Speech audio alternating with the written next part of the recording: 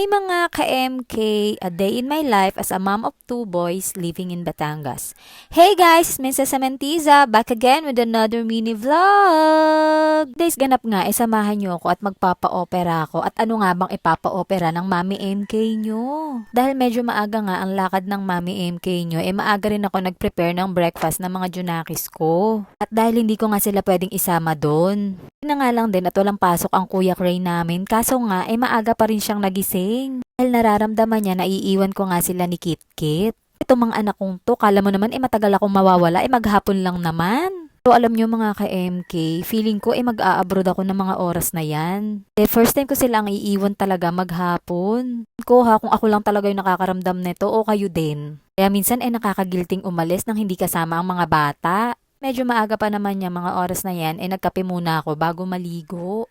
Naka-me time din talaga ang magkape sa uga. Nauna nga magising ang Kuya Cray namin, ito ang taglalambing nga ang kuya. Kahit anong lambing mo sa akin anak, hindi ka talaga pwedeng sumama sa akin. Dinig mo naman kahapon ang sabi ng assistant na bawal magsama. Pwede nga lang isasama talaga kita. Huwag ka nang umiyak dyan at babalik naman ako. Di naman ako mag-a-abroad, babalik din naman ako mamayang hapon. Sabi ko sa kanya, mamayang hapon, antayin niya yung chat ko at sunduin nila ako ni Kit Kit. Diba, pampalubag loob. Dahil wala nga kaming heater sa CR, nag-init muna ako ng tubig. Ba naman maligo ng 4:30 ng madaling araw, hindi giginawin. Nagmamadali na nga ako kasi baka mamaya biglang magising si Kit Kit. Pa naman makita niya na umaalis ako at nakita ko siya na umiiyak. Bigat din kasi sa pakaramdam yung ganong moment. Nakaka-lurky. Kasi talaga nang gising ni Kit Kit 5 to 5:30 a.m. Talaga siya sa kuya niya na mag-breakfast. For sure, pag pumasok siya sa school, hindi na kami mahihirapang gisingin siya at nagkukusa na. O ito talagang kuya namin, talagang parang gustong sumama sa akin.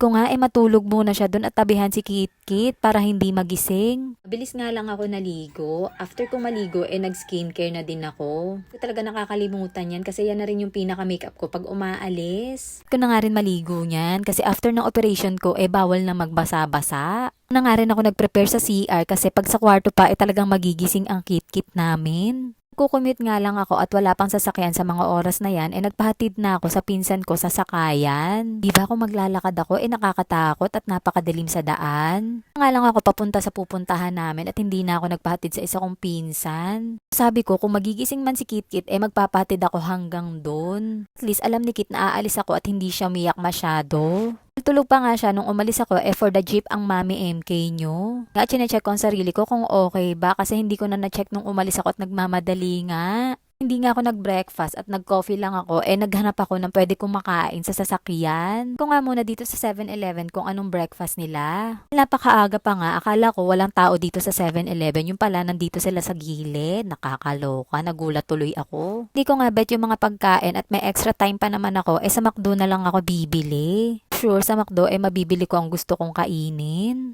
Na nga lang at malapit lang tong McDo sa pagkikitain namin ng mga kasama ko. Kaya dito na lang ako bumili ng breakfast ko. Sana ang kakainin ko kaso nga lang hindi ko gusto yung breakfast nila kaya nag-burger na lang ako. 6 a.m. nga ang call time namin, tinake out ko na lang. Nga lang at wala pa masyadong tao dito ng mga oras na yan. Hindi rin ako nag-antay ng matagal. Kaya ayan, dinouble check ko muna ang itsura ko kung okay pa. Feeling ko kasi medyo haggard na dahil nag-commute nga ang Mami MK nyo. Nagtatanong nga pala at hindi magpapa-opera nga pala ako ng mata. Meron kasi akong eye cataract. College pa ako that time nung nalaman ko na meron akong eye cataract. Medyo lumalaki nga siya nakapag-decide na ako para magpa-opera. Kasing laging risked. Ito na yung tamang oras para magpa-opera ako at i-push na natin to. Pala kami magkikita-kita ng mga kasama ko sa tapat ng munisipyo. After ko nga pala bumili ng breakfast sa McDo, dumaan ulit ako ng 7-Eleven kasi bibili nga pala ako ng face mask at hindi ako nakapagdala. Hindi nga rin sana ako ng alcohol spray kaso nga lang wala doon. Buti na nga lang at meron akong dalang wipes. Ano nga pala ang preparation ko para sa eye cataract. Silang nilagay na drop sa mata ko, feeling ko parang anesthesia yun. Medyo nagmanhid yung left face ko at saka upper lips. Sabi ko parang eye drop anesthesia yun. Pa yun sa injection ha. Kaloka talaga tong operation ko. Nervous ko 101%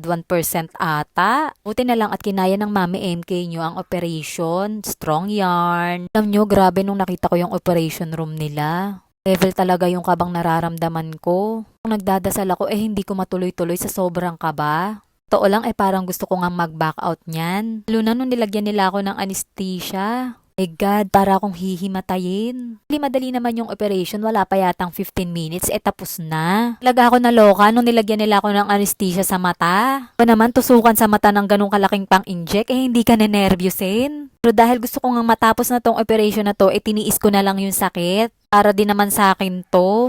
Dito pa nga lang nung chine-check up ako, ninenervyos na ako. Hindi ko na alam kung anong gagawin ko. Akala ko nga ang pinakabata sa ooperahan sa amin, ako nang inuna. Akala ko nga ako ang iuhuli at ako ang pinakabata. Hindi na lang at ako ang nauna kasi baka mamaya pag ako pa ang nahuli, baka makapag-back out pa ang Mami MK nyo, mas lalong nakakalorkay. Ito na nga lang yung na video ko at hindi na pwede ang cellphone sa loob. Hindi ko na mapapakita sa inyo kung ano mga kaganapan ang nangyari sa loob ng operation room. After ng operation ko, sabi ko hindi na ako uulit. Ito nga parang mas madali pang na kaysa sa operahan sa mata. Kaya parang lahat ata ng pain naramdaman ko na at naranasan ko na. Char. Huy, Mami MK, kung ano-ano na naman sinasabi mo dyan. Nakakaloka ka. Hindi ko nga nakain yung breakfast ko, yun na yung kinain ko sa lunch. Buti na lang at dalawa yung nabili kong burger at saka large fries. Yun talaga yung kinain ko after operation kasi iinom nga ako ng gamot. Medyo nahihirapan pa nga ako kumilos that time. Bawal kasing ma-pressure yung mata ko. Bawal din ma-stress masyado.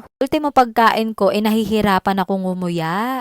Ko na nga rin talagang kumain yan para magkaroon ng laman yung sikmura ko. After ko kumain, kailangan kong uminom ng pain reliever. Dahil medyo matagal-tagal pa nga ang aantayin ko. Habang nag-aantay ako, kinakain ko na lang yung dala kong pagkain. For sure, mamaya hindi na yan masarap. Totoo lang napakahirap magkasakit lalo na pag nanay ka na. At may nararamdaman ka, hindi mo to iindahin kasi meron kang inaasikasong mga bata.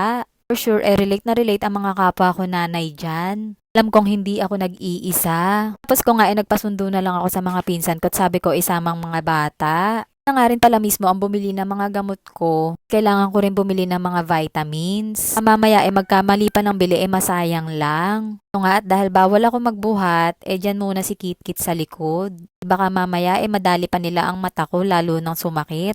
Hirap na, maganda na yung nag-iingat tayo. So na nga ni Kitkit magpakarga sa akin pero bawal pa talaga. Siya, hanggang dito na lang mga ka-MK. Thank you for watching. See you in my next vlog. Bye-bye!